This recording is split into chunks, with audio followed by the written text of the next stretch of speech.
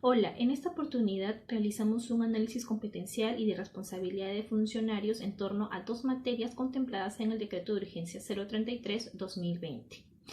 El problema público atendido mediante este decreto de urgencia fue que ante la propagación del COVID-19 se viene afectando económicamente muchas familias peruanas, debido a que sus actividades, principalmente independientes, se encuentran suspendidos debido a la cuarentena.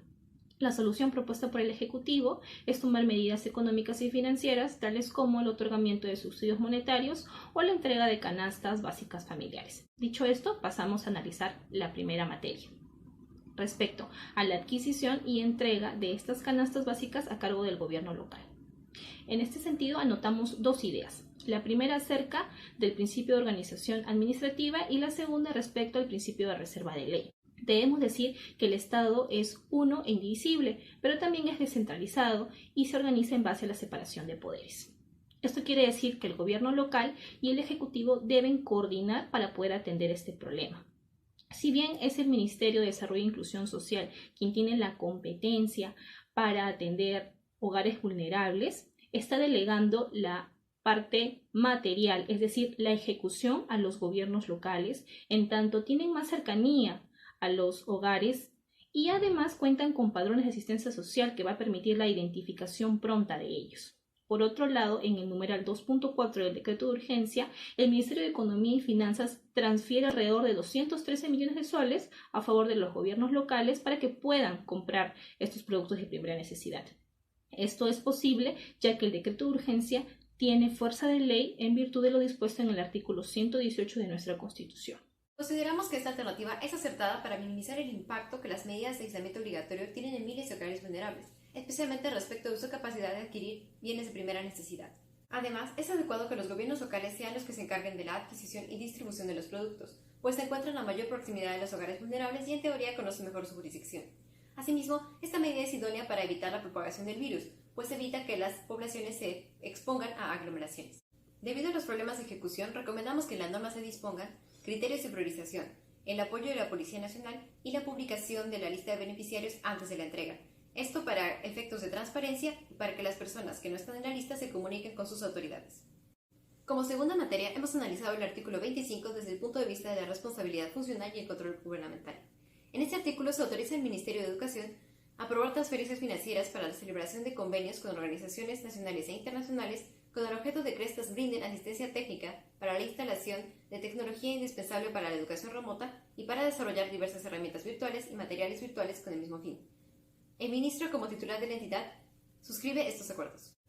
Un ministro es en primer lugar un servidor civil y como tal tiene un vínculo con el Estado que le habilita a ejercer funciones en su nombre. Se rige en su actuación por el principio de legalidad y sus competencias están determinadas en las leyes, entre ellas la Ley 30057, la Ley de Servicio Civil. Dentro del servicio civil, el ministro pertenece a la categoría de funcionario público de libre designación y remoción, es decir, su acceso, permanencia y remoción del cargo depende de la confianza, de la libre decisión del funcionario público que lo designa, en este caso el presidente. El ministro está en el nivel organizacional más alto del ministerio, del que es su autoridad funcional máxima. Tiene un amplio margen de discrecionalidad para el ejercicio de sus funciones y establece las prioridades de su entidad en armonía con las políticas del Estado y la finalidad pública de su función. Por otro lado, ubicaremos dentro del Decreto de Urgencia 033-2020 la responsabilidad de los servidores públicos, así como el control gubernamental. Respecto al primero, lo podemos evidenciar dentro del artículo 28, numeral 1, cuando se establece que los titulares de los pliegos son responsables de la adecuada implementación, así como el uso y destino de los recursos comprendidos. Esto básicamente nos trata de decir de que los titulares, quienes se encargan del desarrollo, implementación o materialización de alguna de las medidas, deben de realizarlas bajo una adecuada implementación. Caso contrario, podrían incurrir en responsabilidad administrativa, responsabilidad civil o penal. Por otro lado, el control gubernamental es entendido como la supervisión, vigilancia o verificación de los actos resultados de una gestión pública, además de que se puede determinar como el cumplimiento de las normas legales y de los lineamientos de política. Esto en concordancia con el objetivo de la Contraloría General de la República. ¿Dónde podemos ver este control gubernamental? Específicamente en el artículo 25, numeral 4, cuando se establece que el Ministerio de Educación tiene la obligación de informar a la Contraloría sobre los actos que han realizado. Esto básicamente nos trata de explicar esta función que tiene la Contraloría respecto a las entidades públicas, el cual es verificar si las medidas han sido adecuadamente realizadas. Consideramos y concluimos de que la medida concerniente al artículo 25 cumple con la finalidad pública, puesto que atiende las consecuencias colaterales del aislamiento social respecto al servicio de educación. Entendemos de que los estudiantes no pueden acudir a las escuelas y es necesario que reciban el servicio educativo de manera remota. Sin embargo, el Perú no está capacitado para este tipo de actividades. Asimismo, recomendamos que se especifique concretamente si el Ministerio de Educación debe de comunicar a la Contraloría desde el inicio de las actuaciones o al finalizar todo el procedimiento. Gracias.